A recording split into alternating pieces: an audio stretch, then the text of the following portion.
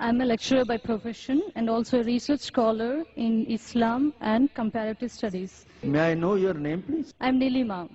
I respect your great enlightenment, sir, but I have a small qualification to be made. Let us go back to the Bhavishya Purana, Part 3, Khand 3, Adhyay 3, and Slokas 5 to 8. Before going to this, I would just like to mention that maybe you already know, because every prophet who comes in the name of God will fulfill the prophecy which is made for him.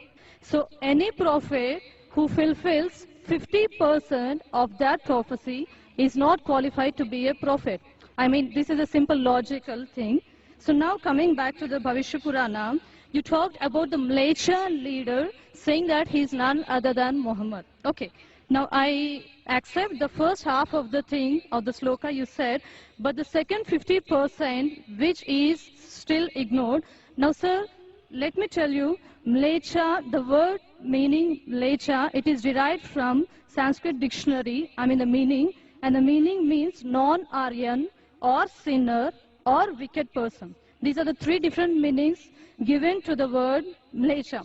So according to this, can Muhammad be a sinner or a wicked person? The second part is, the second condition of the prophecy is that he will belong to Marusthal, and in Sanskrit, land of death, because Maru, it is derived from Sanskrit, Mru. Mru is death. And definitely it does not quoting to the land of Arabia, because it is a barren land or it is a battlefield. And next, coming to the third point of it, this prophecy also mentions that Mleccha leader will take bath in Panchagavya and in river Ganges. And it is a common truth. We know that Ganges means Ganga river, and we all know that Ganga is not in Arabia, but it is in India. It is a universal fact. And coming to the taking bath in Panchagavya, the meaning of Panchagavya is 5 products of cow.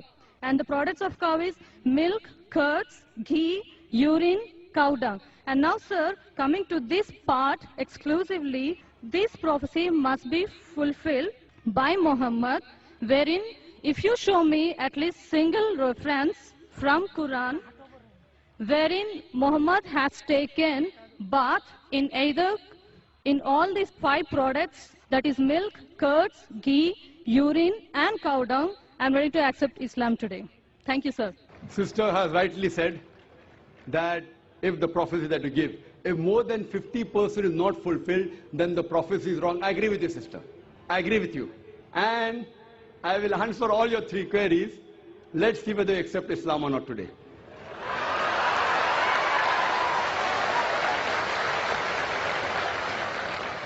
That's a different thing, that you may not agree with the truth.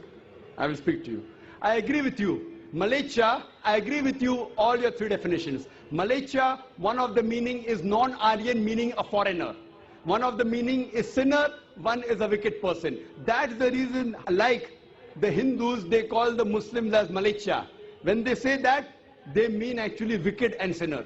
But the other meaning is also foreigner. As far as when I speak, when I quote from any scripture, while quoting and while taking the meaning, it's not necessary that if the word has got 4 meanings, then more than 2 meanings should be correct. No. Even if one is correct, the meaning is right. For example, the Quran says that don't have pig. Today, if you open the dictionary, one of the slang meanings for pig is a cop, means a policeman. So one meaning is pig, the other meaning is a policeman. But naturally the Quran and the Bible, when the Bible says in the book of Leviticus chapter number 11 verse number 7 and 8, in the book of Deuteronomy chapter number 14 verse number 8, and the book of Isaiah chapter number 65 verse number 2 and 5, when it says don't have pig, it doesn't mean don't have a policeman. If you are a student of comparative religion, if there are 10 meanings, even if one is correct, you have to choose the right one. 2 may be correct, 3 may be correct, all 10 may be correct. But even if one is correct out of 10, it can fulfill the prophecy. So here I agree with you, sister. Mleccha does mean non-Aryan. To Indian, it will be a foreigner. And I said in my speech when I translated, a Mleccha means a foreigner. Now you want to go in the wrong way and say Mleccha means wicked here. That is a misunderstanding, sister. If you say the Bible says and the Quran says don't have a policeman, that means you're not a student of comparative religion, you are a novice. If any one of the meanings fulfill the prophecy, one more thing, if there's a doubt, there are 10 points I mentioned, all the others can't be refuted. Your second meaning, marustal. One of the marustal I do agree, mar means death, but the other meaning of marustal in Sanskrit is a sandy track. You go back to the dictionary today and open. In our Islamic Research Foundation, we have a Sanskrit dictionary also, sister. I am a student of comparative religion. I do agree, one is a place of death, the other is a sandy track. So why are you taking the wrong meaning?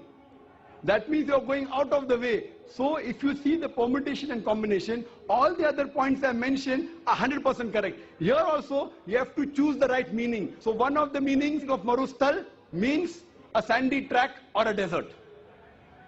Coming to your third question. And you accepting Islam, inshallah.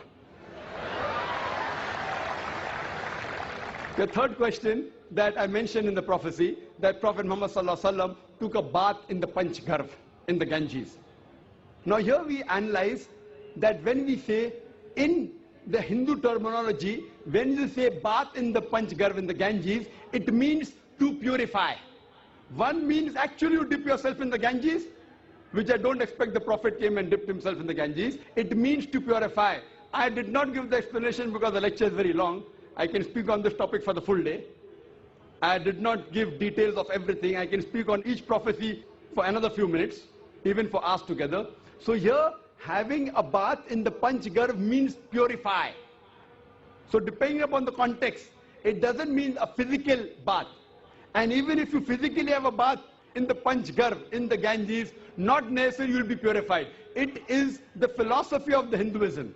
So here when the prophecy says that Prophet Muhammad, peace be upon him, had a bath in the Panchgarh, it doesn't mean he came here in the Ganges. It means that he was purified by Almighty God. And we believe that all the prophets of God, all, whether it be Moses, Jesus Christ, peace be upon them, and Prophet Muhammad sallallahu alaihi wasallam, all of them were masoom. They were innocent. They were pure. So all the prophets of God, of Almighty God, which he sent down, all of them we consider to be innocent, to be masoom, to be pure.